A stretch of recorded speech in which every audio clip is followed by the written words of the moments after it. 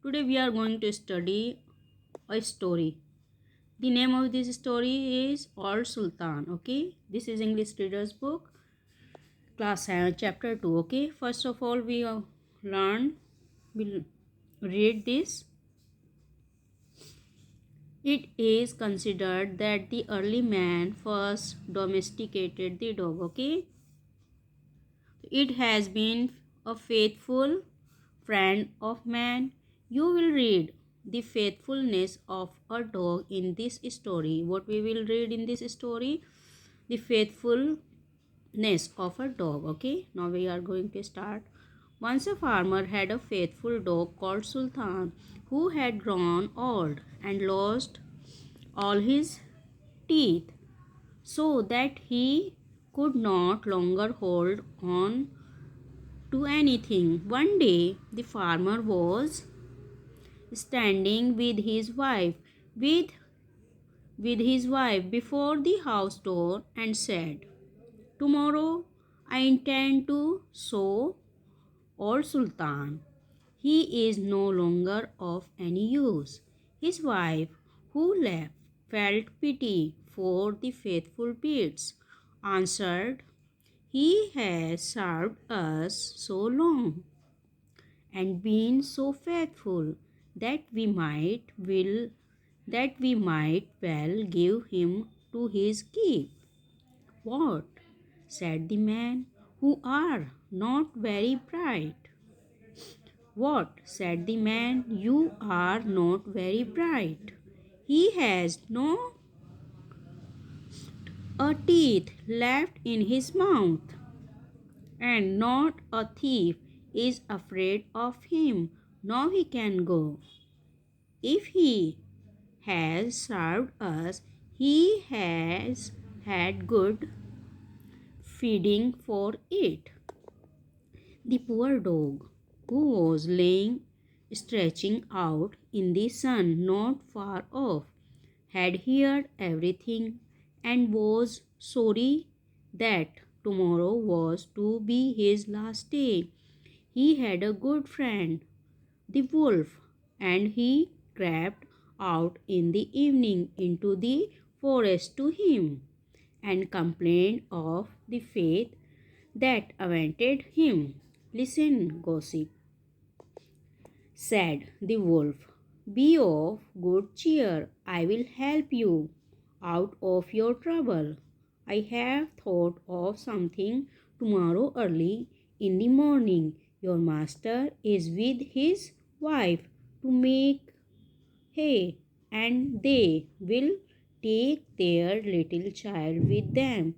For one for no one will be left behind in the house. They are busy during work time, so lay the child under the hedge in the shade.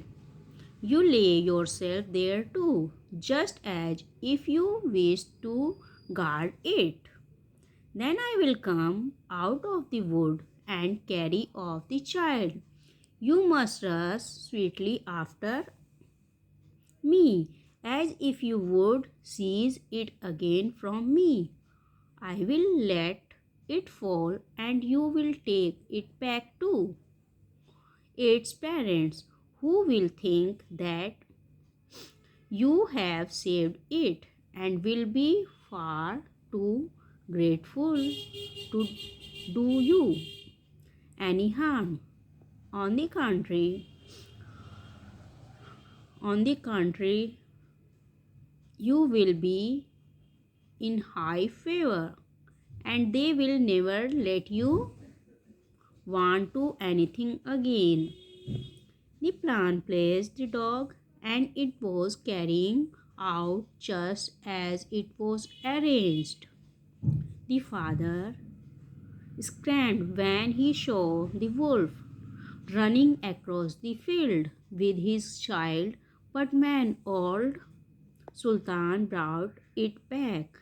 Then he was full of joy and stroked him and said, "Not a hair of yours shall be hurt. You shall eat my bread free as long as you live. And to his wife he said, go home at once and make old Sultan some bread soup that he will not have to bite, and bring the pulao out of my bed, and bring the pillow out of my bed. I will give him that to lie upon. Henceforth, old Sultan was as well off as he could wish to be. Soon afterwards, the wolf visited him and was pleased that everything had succeeded so well.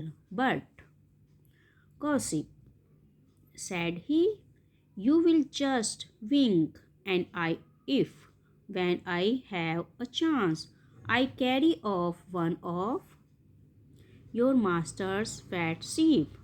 Do not reckon upon that, answered the dog. I will remain true to my master. I cannot agree to that. The wolf, who thought that his could not be, the wolf, who thought that this could not be